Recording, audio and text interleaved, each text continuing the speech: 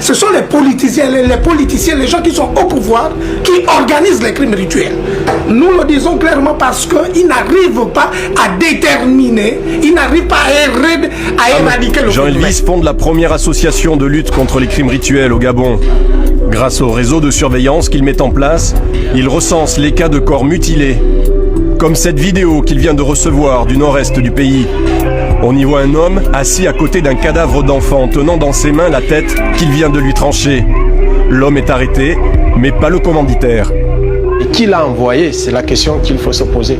C'est là où l'impunité joue vraiment, existe encore de nos jours dans notre pays.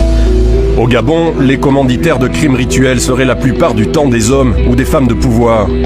Pour Jean Elvis, ces pratiques d'une violence inouïe s'intensifient encore aujourd'hui. En 2011, l'association a recensé une 60aine de cas, un par semaine. Les années électorales sont encore plus meurtrières.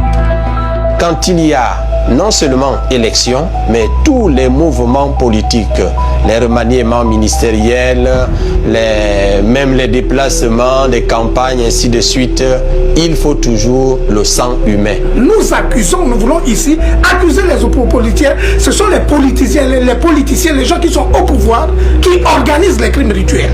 Nous le disons clairement parce qu'ils n'arrivent pas à déterminer, ils n'arrivent pas à éradiquer le phénomène. Parfois, la police arrête des hommes politiques du parti au pouvoir, voire des ministres pris la main dans le sac. Mais ils sont toujours relâchés et les affaires étouffées. Au tribunal de Libreville, nous rencontrons le numéro 2 de la justice au Gabon. Le magistrat reconnaît que les enquêtes n'aboutissent pas, mais selon lui, la justice fait son travail.